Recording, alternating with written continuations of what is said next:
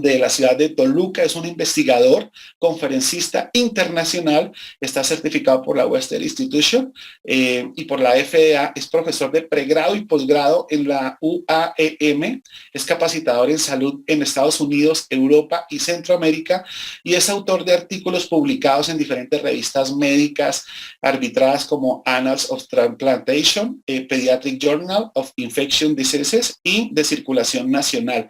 Es miembro de las sociedades médicas como la ESPR, la European Society for Pediatric Research, Medical Board of Medical Johnson y otras de México. Es coach ontológico, formador de capital humano y es networker. Pero ¿saben? Mejor que todo, es una gran persona, es un excelente ser humano y es una persona a la que tenemos muchísimo por aprenderle. Mi estimado doctor Felipe Oliveros, buena noche, buenos días. Latinoamérica te escucha.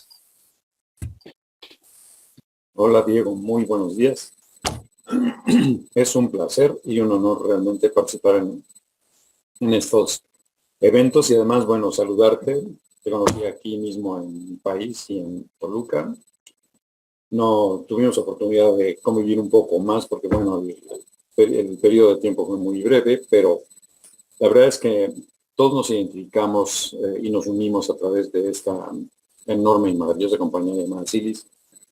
Y realmente sentimos que conformamos una familia y además que estamos al servicio, realmente al servicio de las personas. Entonces, pues voy a poner así como que mucho de mi empeño. Si yo entiendo que ahora nos podrían pasar las primeras diapositivas para comenzar de una vez y que las personas pudieran, exacto, primero vamos a ver la definición. Vamos a ver primero los trastornos del espectro autista y estos trastornos del espectro autista tienen una gran cantidad de implicaciones. No es solamente el hecho de tener un niño que tiene problemas, porque ese niño está involucrado o insertado en un núcleo familiar y ese núcleo familiar regularmente se ve afectado por estas cosas. Los trastornos asociados al espectro autista y los criterios para poder hacer el diagnóstico no son fáciles porque tienen muchas sintomatologías y cada vez la clasificación se pone un poco más complicada porque se incluyen una serie de alteraciones que tiene tanto la bioquímica de su cerebro como la biología de su cerebro, como la neurotransmisión de su cerebro y como también la estructura de su cerebro. Entonces, las áreas de afección en los rasgos generales de los niños pues también son numerosas. El siguiente punto, por favor. Se van a conocer entonces en esta plática algunos de los programas de intervención. Desde el simple trato, porque muchos de estos niños son discriminados, hasta el acercamiento con el niño autista, porque no se sabe cómo actuar frente a ellos, hasta la manera en que estos logran adquirir habilidades para comunicarse con el mundo que les rodea, involucrarse socialmente y además también poder adquirir conocimientos y poder tener una vida lo más apegada a lo normal que se puede. Y aquí les tenemos lo más nuevo de lo más nuevo y una sorpresa que les voy a dar prácticamente como medidas de la práctica, ya sea mediante la intervención de un profesionista o sus padres previamente capacitados, porque es necesario que aquí los papás tengan una participación muy activa. Me da la siguiente diapositiva, porfis. Bueno, ¿y eso qué significa? ¿Qué significa todos estos? Los trastornos del espectro autista, también conocidos como trastorno generalizado del desarrollo, no solo son un problema en particular, son problemas neuropsiquiátricos cuyas manifestaciones aparecen antes de los 3 años de edad y persisten por toda la vida. Es decir, son personas que van a estar utilizando y van a estar requiriendo de una gran cantidad de personas de apoyo para un equipo multidisciplinario para poder integrarlos satisfactoriamente a la sociedad. Se caracterizan por problemas fundamentalmente en 3 áreas. Y aquí es algo de lo más importante que ustedes deben comenzar a conocer. Muchos padres, incluyo, que tienen niños que tienen este trastorno del espectro autista o trastornos de atención con hiperactividad, tienen problemas importantes, pero particularmente tienen problemas en las áreas cognitivas, en las áreas sociales, y eso es algo que los distingue, y también en las áreas de comunicación. A la siguiente, por favor. Y se acompaña también de conductas con estereotipos. Estos de conductas con estereotipos son, por ejemplo, algunos, el que nosotros todos recordamos y conocemos, que el niño está constantemente meciéndose de atrás hacia adelante y que su mundo parece ser exclusivo de él y que no tiene comunicación con el resto, hasta una gran variedad de manifestaciones que los catalogan, ahora nos permiten clasificarlos como el espectro autista, por eso se llama así, es todo un espectro de manifestaciones.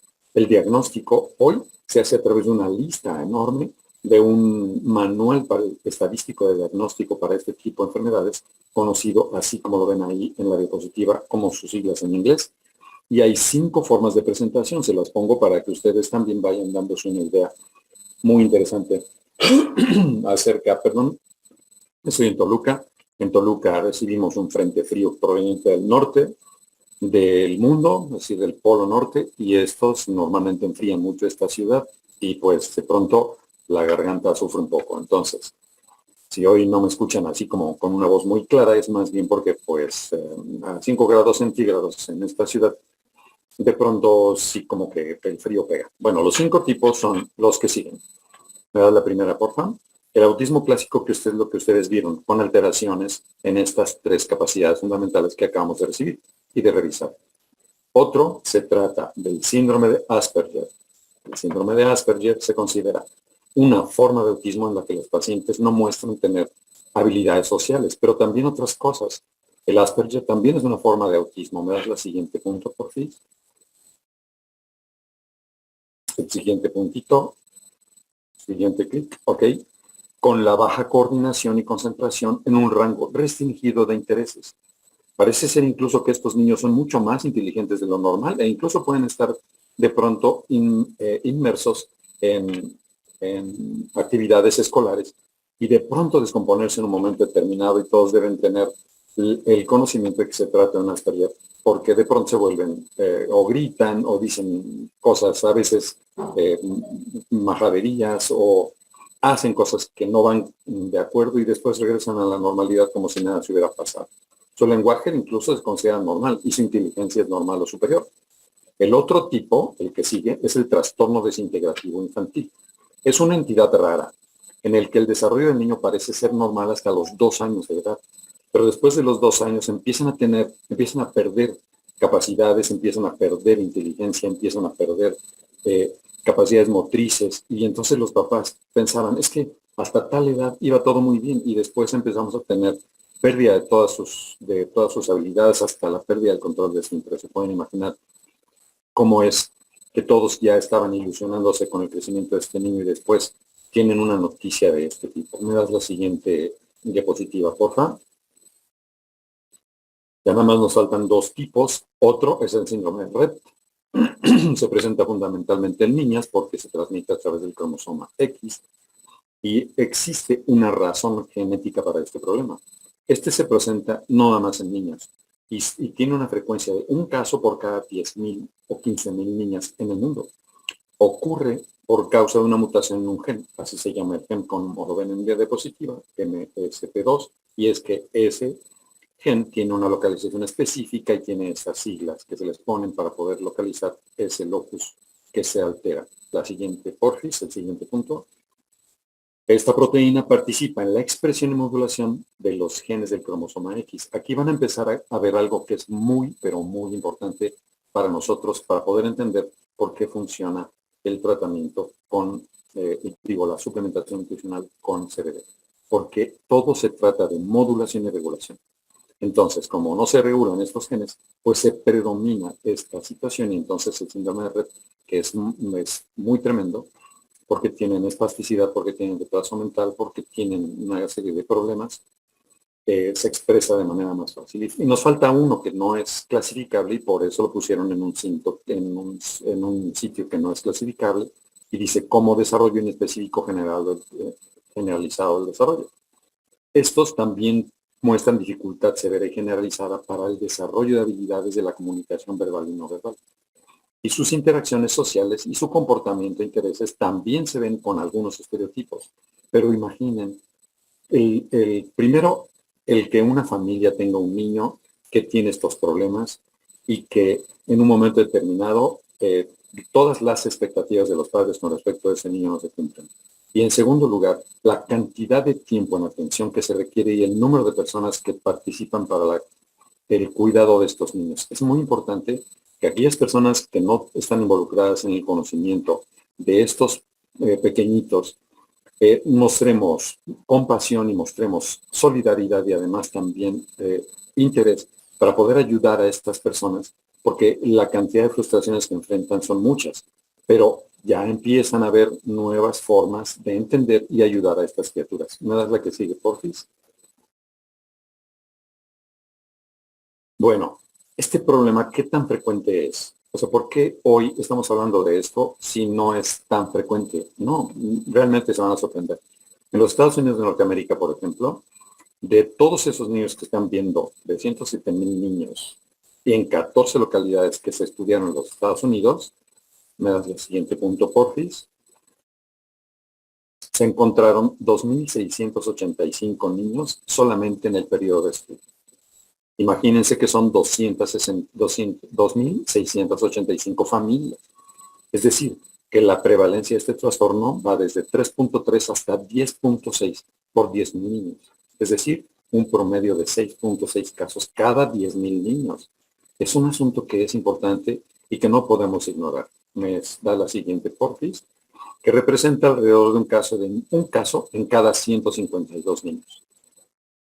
Muchas personas se preguntan que por qué sucede esto. Hablaremos después en el trastorno de atención con hiperactividad de la paternidad responsable y de la suplementación nutricional que debemos tener todas las personas para mantenernos sanos y garantizar después hijos sanos. La razón hombre-mujer varió entre 1,3.4 y 1,6.5, siendo más frecuente en los hombres, como lo pueden ver. Una niña y 3.4 varones por cada niña o 6,5 varones por cada niña. La edad del diagnóstico, porque además se retrasa este asunto. Esto es un asunto que es muy importante. El diagnóstico se hace entre 49 y 66 meses. Así que este asunto también es importante porque, imaginen, vean este último punto. Este reporte mostró que hubo un aumento en la prevalencia de 1 en 1,000 niños, 1 en 1,000 niños en 1990 a 152 niños o 152 en 1,000 niños en 2022. ¿Qué es lo que está pasando? ¿Por qué está aumentando la cantidad de niños autistas en el mundo? En términos globales, aquí tienen ya para que den una idea más extensa con respecto a la importancia de este problema. En términos globales, cada año, entre 60,000 y 115,000 niños menores de 15 años reúnen los criterios de diagnóstico de autismo. Cada año. Estas estimaciones recientes calculan entre 10 a 20 casos ya hoy por cada 10,000 personas. Se pueden imaginar, algo está pasando, algo está sucediendo con tal vez nuestro estilo de vida. Y todo eso se está siendo revisado hoy intensamente por investigaciones en todo el mundo. Esta información procede de un estudio incluso de 11,300 familias que se eligieron al azar desde el punto de vista de niños que parecían tener un problema en el mundo entero. 11,300 familias eran afectadas, porque no solamente estamos hablando de un caso en particular de un niño. En ella, la media del diagnóstico es hasta los 6 años. ¿Y por qué está sucediendo que la media del diagnóstico se hace hasta los 6 años? Cuando los papás, ahora verán, a pesar de que la mayoría de los padres mencionan que algo estaba mal en los niños desde que tenían ya 18 meses. ¿Por qué desde los 18 meses hasta los 6 años se retrasa el diagnóstico? Bien, por la falta de interés, por la falta de conocimiento y por el miedo que se le tiene a este tópico en particular. ¿Me das la siguiente, por favor? Estamos en tiempo. Vamos a ver algunos aspectos generales.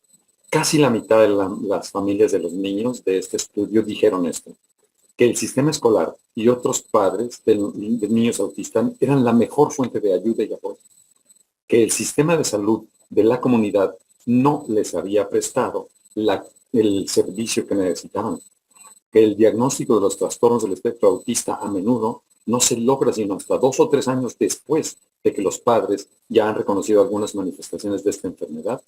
¿Qué pasa entonces con el servicio de salud o los doctores que no son capaces de identificar tempranamente estos problemas? Principalmente por la inseguridad de los médicos de etiquetar o diagnosticar al niño incorrectamente, porque también dar un diagnóstico equivocado de esta naturaleza, pues puede ocasionar graves frustraciones y problemas desde el punto de vista de operatividad en nuestra vida. Es lógico entonces suponer que la identificación de este padecimiento y en un inicio de intervención temprana, en la edad preescolar, pues permite una mejor intervención y naturalmente un mejor tratamiento, lo que dará como resultado un mejor pronóstico. Todo esto es para que ustedes tengan una idea de la importancia que tiene este tipo de padecimientos. ¿Cómo se hace el diagnóstico? Bien, ahí les va. Pónganse abusadillos. Si ustedes tienen un conocido o hay alguien, un niño que llega con el pediatra y es que el doctor todavía no habla muy bien, ya tiene más o menos unos 3 años. ¿Y cuántas palabras dice? Pues es que nada más dice o señala o algo así, son focos de alerta y ahí les va. El diagnóstico se hace en base a las manifestaciones clínicas. No hay un estudio específico que nos diga que el niño tiene autismo, sino más bien el cuadro clínico. Me das el siguiente punto, por favor.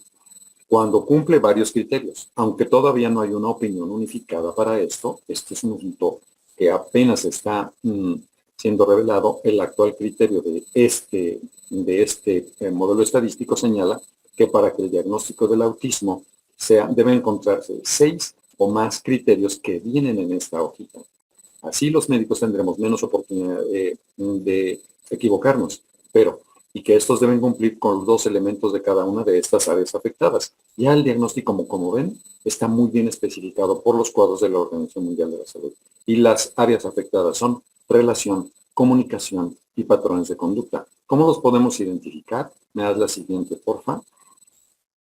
Es muy importante. ¿Por qué es importante? Por esta razón. El siguiente punto, porfis, porque la importancia del diagnóstico, mientras más rápido se haga con uno de estos niños, se traduce en la introducción temprana de un niño a un programa de tratamiento, lo que permite obtener mejores resultados que los logrados cuando, claro, el diagnóstico se hace tardíamente, porque ese cerebro ya no fue estimulado, ya no se generan nuevos psicosomas. Incluso ellos son capaces de generar nuevos psicosomas que son estructuras cerebrales en donde van a guardar información y después les permitirá comportarse de cierta forma. Eso también tiene que ver con algo que se llama poda neuronal, que también se llama neuroregeneración, que también se llama estimulación, y todas esas cosas ahorita vamos a ver cómo podemos intervenir. Pues simplifica la planeación educativa de estos pacientes. Me das la siguiente, porfis. Y esto, claro, puede detener o reducir el deterioro evolutivo de estos niños. Esto es importantísimo. ¿Saben por qué? Porque aquí está una de las claves más importantes. Pensábamos antes que los niños autistas, pues, pobres, pues ni modo. Y eso de ni modo se terminó. Hoy tenemos maneras de intervenir a estos niños para poder poner en marcha su atención médica, psicológica y educativa que nos ayuden a generar nuevos espacios en ese cerebro para una formación de nuevos psicosomas. Algo de lo más nuevo en este tipo de programas. ¿Me da la siguiente, por favor? ¿Cuándo debemos poner atención? Aquí les va. Esto es muy importante para aquellos quienes tienen un sobrino, un primito, un niño o alguien que conocen que se comporta un poco raro. Ahí les va algo de lo más importante. Perdonen por estarme limpiando la garganta, pero como les digo, aquí el frío hace que uno produzca pues, alguna plena. Indicación absoluta para una evaluación inmediata. Ahí les dan los puntos. Pueden anotarlos. No balbuceo. O sea, los niños pequeñitos no balbucean. No señalan. Los niños, ustedes se dan cuenta que cuando conviven incluso con un niño de 5 mesecitos, ya señala o coge un objeto. U otro gesto de a los 12 meses. No hacen gestos. No emiten palabras únicas a los 16 meses. No usan frases de 2 palabras espontáneas. No son ecolálicos. Esos ecolálicos quiere decir que imitan a las palabras. Hacen eco de lo que están escuchando a los 24 meses y cualquier pérdida de lenguaje o habilidades sociales a cualquier edad. Esto nos debe prender las alarmas para buscar ayuda para poder hacer con ellos. ¿Qué podemos hacer con ellos? Pues miren, una serie de cosas muy interesantes. Logramos ya los programas de intervención de los trastornos de atención del espectro autista con muchas actividades. Se desarrollan en base a las características de cada niño y considerando también las áreas de estructura afectadas. Algunos tendrán menos sociabilidad, hay que trabajar en ese asunto. Algunos tendrán menos capacidad para aprender, trabajaremos en ese asunto. Como por ejemplo las de comunicación, las de socialización, las de motricidad y las de atención. Me das el siguiente punto, porfis. Aunque las pautas, eso es para que vayan dándose una idea de lo complejo que resulta estar dándoles tratamiento a estos niños. Ay, gracias a Dios, me llegó un vasito. También gracias a mi mujer. Gracias, muchas gracias. Aunque las pautas de abordaje de estos no son exclusivos para niños autistas, fíjense, no hay un programa específico y se han tomado de otros programas, particularmente de los niños que tienen trastornos de atención con hiperactividad. Ahorita lo vamos a ver. Todavía tenemos un poco de tiempo. Han sido eficaces en ellos para el manejo de sus problemas conductuales. No obstante, para tener éxito, sí es necesario seleccionar cuidadosamente las habilidades que se pretende intervenir. Por eso se necesita un equipo multidisciplinario perfectamente preparado. Y en muchos de los países no tenemos esas capacidades, aunque hay personas que pueden hacerlo. ¿Me das la siguiente, por favor? Planteando objetivos para que el niño y sus habilidades de comunicación y el control y comprensión en su participación se adapten primero a su mundo social y después él se adapte al mundo social. ¿Me das la siguiente, por favor? Ahora, ¿qué papel juega lo que nosotros hoy estamos haciendo desde el punto de vista de los nuevos descubrimientos en neurociencias, neurobioquímica, neurobiopsicología y neuroanatomía psicológica? Imagínense. La biología molecular hoy del cerebro se empieza a entender mejor. Y hoy se sabe que uno de los problemas que afectan el desempeño de estos pacientes se encuentra impresionantemente dentro de su sistema endocannabinoide. Doctor, ¿qué cosa es eso? Nuestro sistema endocannabinoide quiere decir que nosotros producimos cannabinoides, unas sustancias que son dos como hormonas, dos moléculas muy importantes, que se producen dentro de nuestro cuerpo y que son las responsables del control completo de la neuroregulación. Control, neuroregulación. Imaginen la importancia que tiene eso. La forma en cómo nosotros incorporamos información y la forma en cómo la compartimos e interactuamos se basa fundamentalmente en este sistema. Algunos investigadores altamente reconocidos ya han propuesto que estos pacientes cursan con una deficiencia de cannabinoides endógenos. Estos dos son anandamida y 2-AP. Estos dos los producimos nosotros y son idénticos a los que produce la planta de cannabis. Y se ha usado en ellos suplementos nutricionales a base de cannabidiol, porque este no tiene efectos adversos y porque este no genera trastornos de dependencia ni tampoco interviene con funciones psicotrópicas.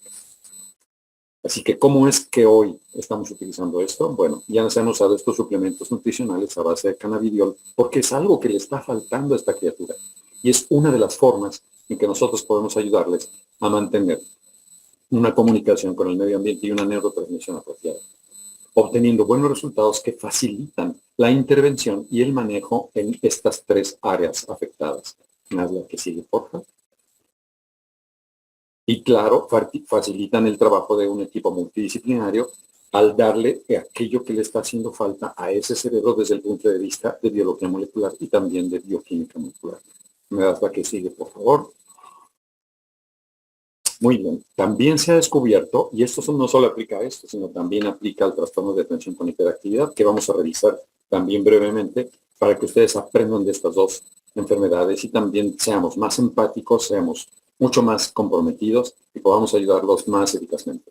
También se ha descubierto que interviene todo el sistema de neurotransmisiones que apoyan la comunicación neural y su desarrollo.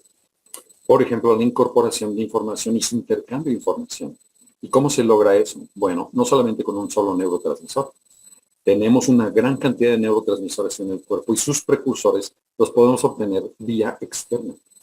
Y todo esto depende fundamentalmente de los aportes externos. Por eso es importante darles una suplementación de cannabidiol porque les hace falta.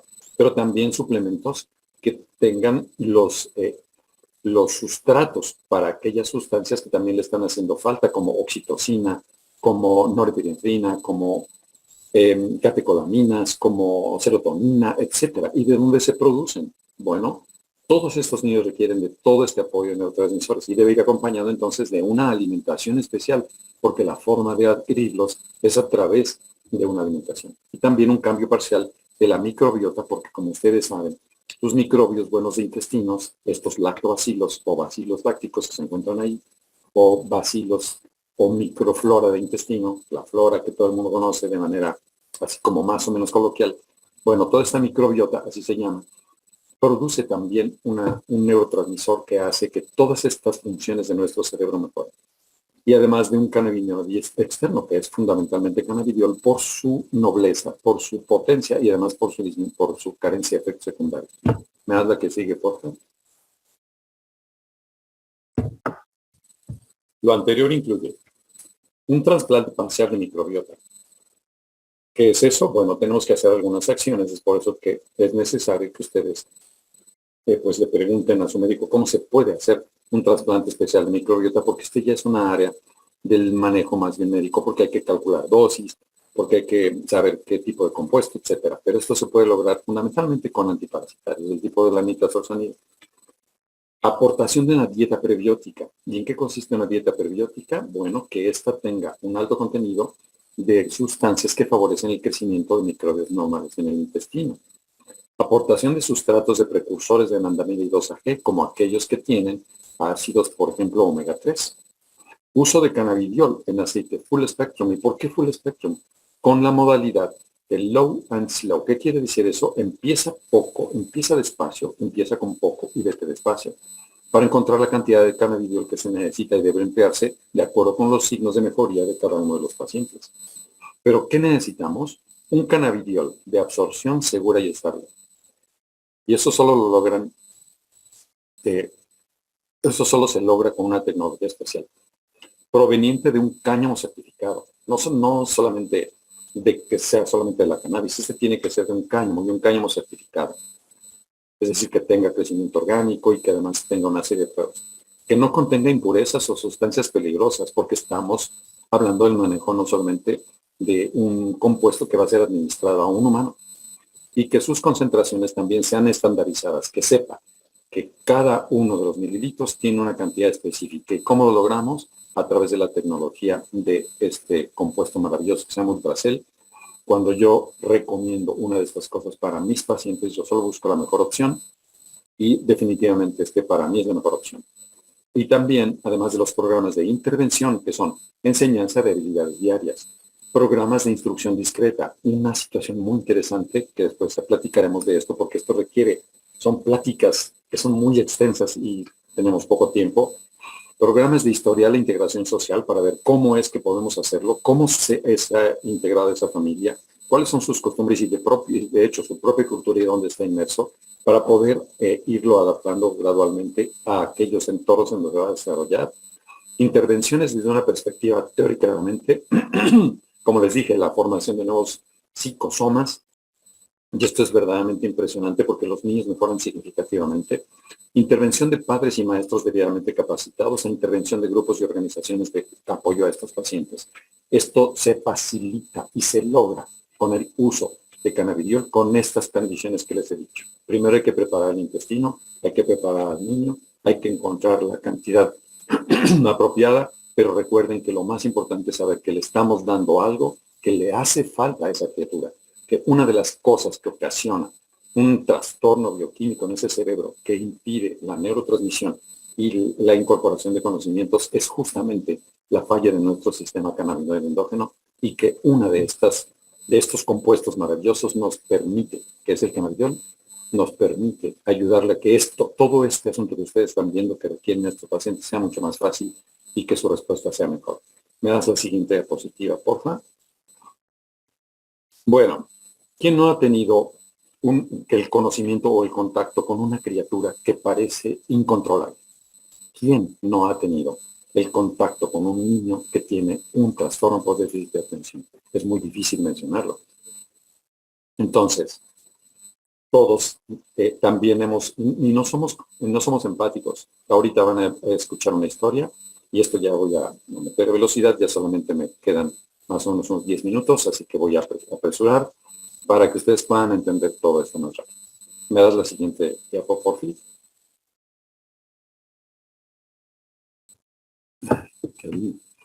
Bueno, como todos sabemos, las niñas y los niños en general, particularmente aquellos que nos tratamos niños todo el tiempo, pues son inquietos, traviesos, juguetones.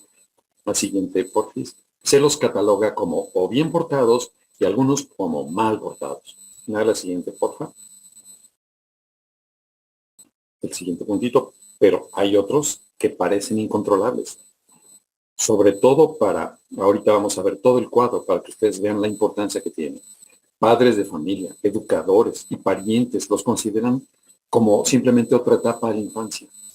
Son muy traviesos, es que es muy inquieto, es que es muy juguetón y ese torbellino parece ser que desaparecerá cuando crezca y entonces le prestamos poca atención hasta que el pobrecillo empieza a tener problemas.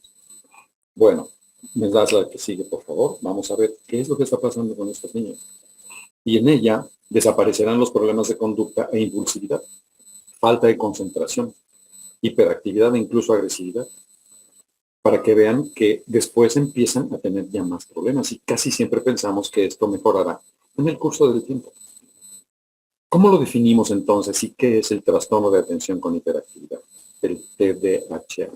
Ahí lo tienen. Es el síndrome de atención el síndrome de déficit de atención con hiperactividad, que también puede ser con hipoactividad y pueden tener trastornos de atención y de todas formas no tener una buena capacidad de incorporar conocimientos. Este es actualmente uno de los diagnósticos más frecuentes en neuropsiquiatría y neurología infantil y también uno de los más estudiados, pero también es uno de los que más polémica generan. Me das la que sigue, por favor. Siguiente puntito. Su frecuencia es controvertida, pero de acuerdo con los estudios conservadores, en el diagnóstico la frecuencia es del 3 a 6% en niños de diferentes culturas y regiones geográficas. 3 o 6 de cada 100, lo que representa una cantidad enorme de personas que tienen necesidades especiales de atención, tanto de maestros como de terapeutas, como de padres, y todos necesitamos sentirnos empáticos y también saber por lo que pasa en estas familias. ¿Me das la que sigue, por favor? Muy bien. Dura mucho tiempo, pues muchas personas pensaban que la trastorno de atención con hiperactividad se quitaba en el periodo de la adultez. Pero no, el TDAH se manifiesta en la infancia, pero persiste a lo largo de toda la vida en el individuo. Imaginen. No obstante, las manifestaciones clínicas pueden variar de acuerdo con la edad y el género. Hay mucho más traviesos, hay mucho menos traviesos. Constituye también un modelo psicobiológico en relación con las influencias neurales, tanto del medio ambiente, culturales y otros tantos. Pero es muy importante, ahora verán a lo que me refería con aquello de la paternidad responsable. Genéticas también tiene, más bien epigenéticas y ambientales de este trastorno. ¿Y por qué epigenéticas? Ahorita les platico rápidamente de qué se trata eso. Este es simplemente un asunto muy general para que ustedes puedan tener la mejor información y la más actualizada con respecto a estos problemas y podamos ayudar eficazmente a estos niños. Nada que sigue, por fin. Claro, esto ha desarrollado una amplísima interés por muchísimos investigadores en el mundo. ¿Qué de nuevo? Con respecto de este trastorno de atención con hiperactividad. Se le conoce hoy y se reconoce ampliamente en muchas latitudes y áreas del conocimiento que este es un trastorno de origen neurobiológico, porque también tiene que ver la bioquímica dentro de su cuerpo. Recientes avances en neuropsicología y genética molecular, así como muchos estudios en neurociencias, han proporcionado nuevas luces o nuevas ideas acerca de por qué es, o nuevos descubrimientos, estos niños tienen estos trastornos. Y hay una evidencia ya muy razonable desde el punto de vista científica y sólida para que exista un circuito neural definido en donde estos niños tienen las fallas. Esto es fantástico porque empezamos a focalizar este problema en lugar de creer que se trataba de un asunto que involucraba todo el cerebro.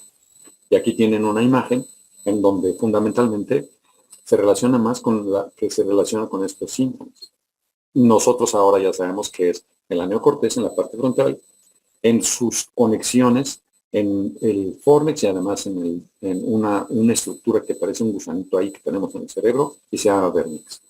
Ahí es donde se encuentran una buena cantidad de producción de catecolaminas, que es un neurotransmisor y al mismo tiempo su regulador, y su regulador está faltando. ¿Y cuál creen que sea el regulador? Claro, anandamida y 2-AG. Me das la que sigue, por favor. Es decir, 2 endocannabinoides. Vamos a hacerlo con más precisión y más rapidez, porque ya estoy agotando el tiempo. El trastorno de atención con hiperactividad ha recibido muchos nombres a partir de que se descubrió en 1902. Es decir, ya llevamos muchísimo tiempo, más de 124 años conociéndolo. Me das la que sigue, por favor. A pesar de este trastorno, no suele diagnosticarse antes de los 9 años de edad y solo se le considera que son, en muchos países, niños traviesos. Sin embargo, ahorita van a escuchar una historia que les va a parecer muy familiar. En general, los síntomas comienzan antes de que el niño ingrese a la escuela y es preciso que algunos de estos síntomas se presenten antes de los 12 años para poder determinar que se trata de un trastorno con déficit de atención. Los progenitores vean esto, los papás de los niños refieren que desde el embarazo el niño se movía más y pataleaba más frecuentemente que otros hijos que habían tenido. Me das la que sigue, por favor. Asimismo, los hijos con trastorno de atención lloraban más que otros bebés que tenían a presentar cólicos. Normalmente, la dispepsia lactante, o sea, los cólicos de los niños se presentan en los primeros 3 meses, pero estos niños prolongaban estas manifestaciones hasta el 8º o 9º mes. Parecían ser muy irritables y además que dormían mucho menos. Son algunas de las cosas que necesitamos encontrar. Y bueno, aquí viene la importancia de lo que nosotros estamos hablando, la frecuencia. ¿Qué tan frecuente es este padecimiento para nosotros tener una idea de la dimensión del número de personas que podemos ayudar? Bueno, pues ahí les va. En el TDAH, tan solo en México existen 7,5 millones de niños con este problema. La población es más grande todavía que la población de Costa Rica, por ejemplo, que son casi 5 millones de personas. En Latinoamérica hay aproximadamente 36 millones de niños que son afectados por este problema. Y no solamente niños, sino también adultos. Imaginen el número de personas que ha pasado sin diagnóstico, que ha sufrido todo tipo de burlas y eso porque no podían controlar sus movimientos y que no los pudimos entender en un momento determinado y que simplemente necesitaban ayuda. ¿Me das la que sigue, por favor? La relación según el género se presenta mucho mayor en niños que en niñas.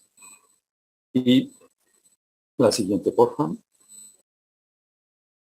Los estudios reflejan de 1 a 2 niños, niñas versus niños, y 1 a 6 niñas versus niños, es decir, hasta 6 veces más en varones. Las diferencias más significativas, ya de acuerdo con una subclasificación que no tiene caso que ustedes se la aprendan y no la puse aquí, pero hay varias clasificaciones de este tipo, que se llama tipo submixto, impulsivo, interactivo o hiperactivo, y mientras que el subtipo intencional es menor. Hay muchas formas de trastornos de atención con hiperactividad, pero el resultado fundamentalmente desde el punto de vista conductual es muy similar. Me das la que sigue, por favor. Así que muchas familias, por lo tanto, pues se van a ver afectadas. Y desafortunadamente hoy, cuando la mamá tiene que trabajar, cuando el papá tiene que trabajar, cuando ese niño se la tiene que rifar solo, o a lo mejor con una cuidadora, o desde el principio en una guardería, y ya nadie lo aguanta, y ya lleva 5 guarderías y 5 escuelas y así. Esto es muy importante, miren. Esto es algo de lo que les hablaba de la paternidad responsable. Aquí viene algo fundamental. ¿Por qué me han dicho y me han preguntado, oye doctor, si yo estoy sano, ¿por qué tengo que tener una suplementación inteligente con nutracéuticos cuando me siento bien? Precisamente porque una de las carencias que nosotros no nos damos cuenta y tenemos puede ser transmitida a nuestros niños cuando nosotros ya nos convertimos en padres. La causa de este trastorno, es cierto, hasta ahora es desconocida, pero hay muchos factores que influyen de acuerdo con los factores genéticos y también ambientales y sobre todo epigenéticos. Tradicionalmente se ha atribuido factores en sus génesis, como por ejemplo, los perinatales, aquellos perinatales en donde las mamás no son bien alimentadas y no tienen suplementos nutricionales apropiados. Pero incluso antes, perinatales significa que incluso antes de los prenatales, pero además antes de embarazarse. Las mamás que piensan tener un embarazo tienen que estar perfectamente saludables y su suplementación nutricional no debe faltar nada para que no le falte nada a ese niño. También hay de etiología infecciosa, también traumática, también tóxica. Las drogas, el tabaco y el alcohol pueden ocupar un lugar especial en el hecho de tener un niño que tenga trastornos de atención con hiperactividad. También se asocia a un estilo de vida poco saludable y a una comida procesada y ultraprocesada. ¿Se están dando cuenta de cómo es por qué importante aquí considerar una suplementación nutricional inteligente con nutracéuticos para que nuestro cuerpo esté funcionando al 100%, porque eso es lo que nos hace falta? Y como compartimos bioquímica con la naturaleza, tenemos que encontrar nuevamente esa bioquímica para tener niños sanos, saludables, felices y familias integradas y felices. La que sigue, porfa. ¿Me das la que sigue, por favor? Bueno, aquí me llegan unos chats. Perdonen, pero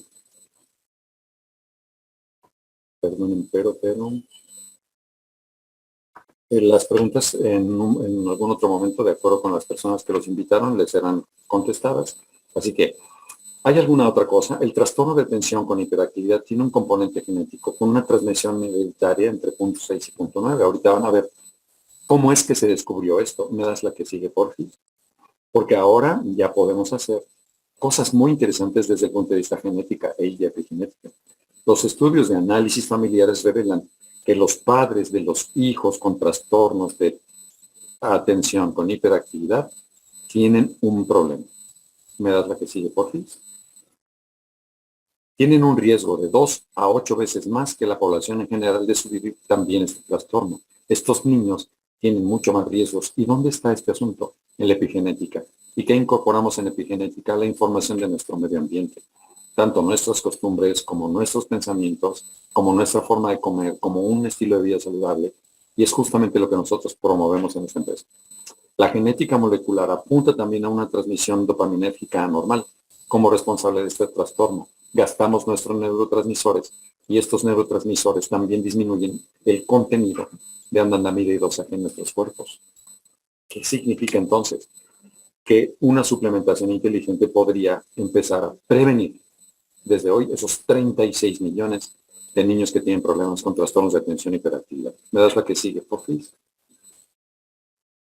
Es decir, que el efecto podría situarse en un gen transportador de la dopamina, se llama DAT1, situado en el como, imagínense, para que ya vean qué precisión ya hoy tenemos de la localización de algunos de los defectos epigenéticos en este tipo de problemas.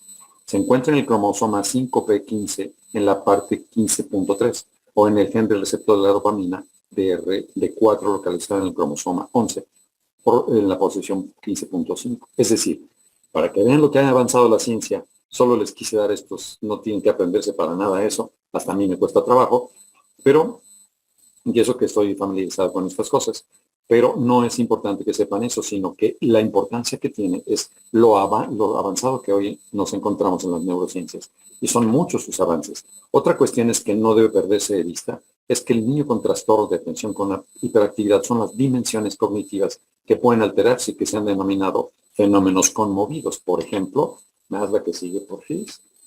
Esto así se le ha puesto ya por los investigadores. Estos son conducta, memoria, organización, actividad motora, lo cual representa que para este trastorno las dificultades en el aprendizaje y la relación con sus maestros y compañeros es desastrosa, porque los niños no pueden fijar su atención, no pueden incorporar entonces el conocimiento porque su cerebro no puede dedicarle un poco a aprender. Entonces salta de una cosa para otra y el trastorno de atención hace que su conducta sea desastrosa o caótica y también su forma de aprender y su desempeño escolar sea muy malo. La que sigue, porfis. Este trastorno exige conocer a cada individuo para poder apoyarlo en sus exigencias disciplinares y académicas en cada una de las funciones. Por lo tanto, ya se dan cuenta que también requiere de un equipo multidisciplinar de apoyo. Me das la que sigue, por favor. Pero,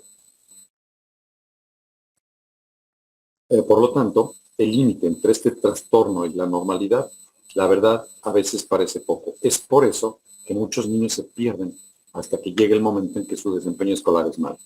Me da la que sigue, por fin. Ya voy a terminar. ¿Qué causa este desorden? ¿Qué ocasiona una vez que lo tienen? ¿Qué les pasa a estos niños? Pues su planificación de memoria de trabajo es mala. A ver la que sigue, por favor, para que vean las repercusiones que tiene.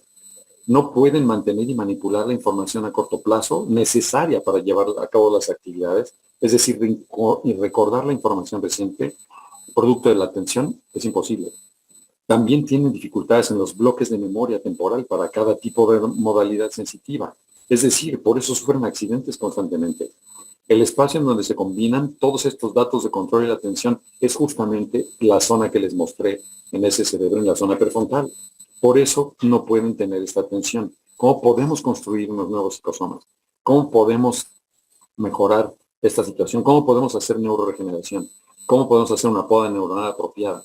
Bueno, ahora lo van a ver. Me da la que sigue, por fin.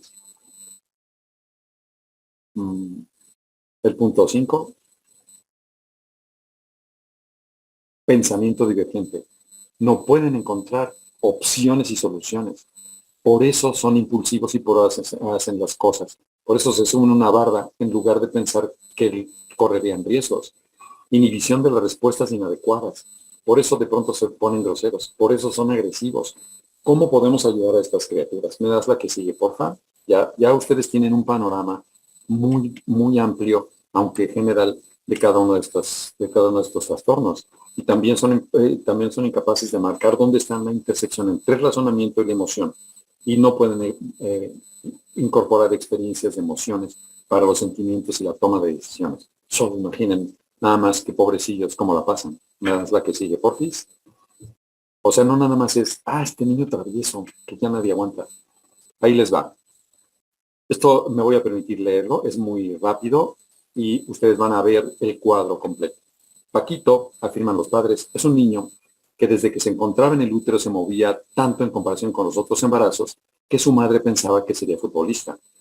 Posteriormente, desde que empezó a caminar, no ha vuelto a parar jamás en sus 8 años de vida. Acuérdense, 8 años. Incansable, muy inquieto, investigador por excelencia. No puede permanecer más de 10 o 15 minutos. 20 minutos se me hace excesivo, sentado o quieto en sitio alguno. Sube y baja lo mismo en los sillones de la sala, que los árboles, que los parques, que las bardas y las azoteas, por lo que con frecuencia sufre caídas y accidentes. Ya ha estado a punto de ser atropellado en varias ocasiones, puesto que no mide el peligro y actúa sin pensar. Así se le conoce como un sujeto pediátrico, pues muy aventado, o sea, muy acelerado. Me das la que sigue, por ti. Sigue en su día a día. Imagínense esto diario. Imagínense los padres con una criatura de estas todos los días. Desordenada en su cuarto, que mantiene un eterno caos. Lo es también con sus libros y cuadernos, generalmente deshojados, rotos y rayados. En forma similar descuida y mancha su ropa y sus juguetes, que tiende a desarmar en cuanto lo recibe, y esta continua inquietud que lo invade y eterna curiosidad por explorar. Su comportamiento no se limita solo al hogar, pues es igual y lo mismo sucede cuando en la casa de los abuelos, la casa de los tíos o los demás familiares, quienes lo catalogan como un remolino desastroso que evitan por lo mismo. De igual forma, se conduce en la iglesia, en los viajes, en los paseos, en las fiestas infantiles, en el circo o aún más en los sitios muy concurridos en donde esa inquietud parece incrementarse. Me das la que sigue, porfis. Imaginen una mamá o un papá con una criatura con estas condiciones. Parece que todos se quieren deshacer del niño en lugar de ayudarlo. Naturalmente, la escuela no es una excepción. Sus maestros observan que le es imposible estar quieto en su pupitre y mantenerse sentado. Tamborilea con las manos, patea a los compañeros, les avienta papelitos, se levanta y se entromete en los cuadernos y pertenencias de los demás. Necesita salir muchas veces al baño o definitivamente escapar del salón para recorrer los pasillos o los otros salones y se mete a hacer lo mismo en otros salones, por lo que frecuentemente es llevado a la dirección. Su atención divaga y es muy difícil concentrarse y mantenerla, ya que todos los estímulos a su alrededor lo atraen constantemente o incluso sus propios pensamientos como consecuencia, y a pesar de su inteligencia normal o incluso encima del promedio, porque también son muy inteligentes. Nada la que sigue, porfis. Imagínense qué desperdicio de inteligencia cuando no puede poner atención. Y por último, ya por fin, de la vida de un día a día en este niño, me das la que sigue, porfa. Esta deficiencia de atención y concentración determinan que poco a poco Paquito se atrasa en la escuela en los círculos donde se mueve. Golpes, regaños, amenazas y castigos, premios y regalos no parecen dar resultado alguno para corregirlo. Padres, maestros, hermanos y compañeros se desesperan y se enojan con él. No pueden entenderlo. Me das la que sigue, porfis. Por lo que le llueven las etiquetas como de burro, tonto, desordenado, rebelde. Estoy a punto de terminar. Me das la que sigue, por favor. Muy bien. ¿Qué se ha descubierto en estos niños? Neurotransmisión, regulación de la neurotransmisión y la neuroregeneración de cierto grupo de zonas como las que vamos a ver. Hoy se sabe entonces que uno de los problemas que afectan el desempeño de estos pacientes se encuentra en su sistema cannabinoide. Y algunos investigadores altamente reconocidos han propuesto que estos pacientes cursan con una deficiencia de cannabinoides endógenos. Les voy a decir algo. Tanto en mis pacientes con trastornos del espectro autista, como en los niños, que en mis pacientes también, que he tratado de trastornos de atención con hiperactividad, la respuesta es impresionante. La respuesta es impresionante. Sus conductas mejoran significativamente y son capaces de poner atención. Y se han usado con ellos suplementos nutricionales a base de cannabidiol o aceites de amplio espectro, obteniendo buenos resultados. Me das la que sigue, porfis. Y eso ya no nada más lo dicen los investigadores, sino yo también he podido ya confirmarlo en el consultorio desde hace ya 2 años en el que estoy utilizando cannabidiol. Pero particularmente el tercero. Que interviene entonces en el sistema de neurotransmisores que apoyan la neurotransmisión. Pero como los niños con espectro autista también, se necesita no solamente de un neurotransmisor o del control de una neurotransmisión, sino de todos los demás neurotransmisores. Me das la que sigue, porfis. Y vamos pasando los puntitos cada vez más rápido. Y es que esto depende fundamentalmente, así es, que necesitamos, pues, recuperar la función del cannabidiol, es decir, recuperar la función de su sistema cannabinoide endógeno y la regulación de la neurotransmisión. Me das la que sigue, por favor. Así que, ¿qué incluye? Pues igual, para estos chicos, lo mismo que para los niños con trastornos del espectro autista, por eso decidí hacer estas pláticas juntas. Trasplante parcial de microbioma, aportación de dieta prebiótica, aportación de sustratos de precursores de anandamida y 2-AG, que son nueces, que son ácidos omega 3, me das de que sigue, porfis. El uso de cannabidiol, pero de full spectrum. El cannabidiol aislado no tiene el mismo poder porque es todo el compuesto lo que aporta el beneficio de estos pacientes. Recuerden siempre, despacio y poco, hay que empezar con poco y además irnos despacio hasta encontrar la cantidad de cannabidiol que debe emplearse. Me das la que sigue, porfis. Un cannabidiol de absorción segura y estable para que yo pueda saber y estar seguro y tranquilo de que estoy dándole una dosis estándar, que además debe ser aceite de cáñamo certificado, que además, me das la que sigue, por favor, que no contenga impurezas o que tampoco tenga sustancias peligrosas y que sus concentraciones sean también perfectamente estandarizadas, donde yo pueda estar seguro de que le voy a dar el compuesto más garantizado por sus pruebas de laboratorio. ¿Qué necesitan estos niños? Lo mismo. Programas de intervención, habilidades diarias, instrucción discreta, programas de historial e integración social, también intervenciones de una perspectiva teórica de la mente, en donde hay que construir nuevos psicosomas, intervención de padres y maestros debidamente capacitados e intervención de grupos de apoyo a estos pacientes. Pero los resultados son verdaderamente increíbles. Y ojalá que ustedes puedan escuchar porque este video tiene un volumen bajo, pongan atención. Y este es uno de mis pacientes, él ya tiene 21 años, se llama Alan y les voy a contar un poquito de su historia. Alan llegaba al consultorio. Alan, él es un paciente que tengo desde hace 21 años ya.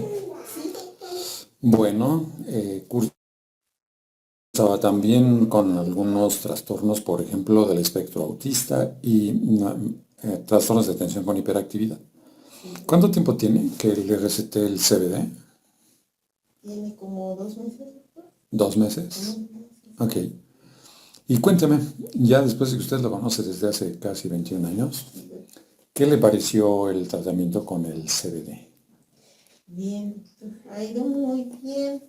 Me platicaba que con cuántas gotitas usted notó qué cosas. 3 gotas. 3 gotas. Primero, en la segunda semana iban 2 gotas. ¿Y qué notó primero? Que prendió la televisión, se sentó a ver la televisión. Por primera vez en la vida, no se movió. Él va a ver la televisión, pero no ve la televisión, doctor. Solo la prende. Solo la prende y él camina para un lado y para el otro.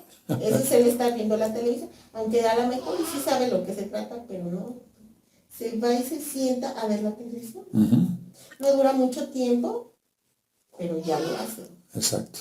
¿Tenía como tics o movimientos raros? Sí, son papaleteos y estereotipias, brincos. Él iba ya avanzadito, ya no era tan...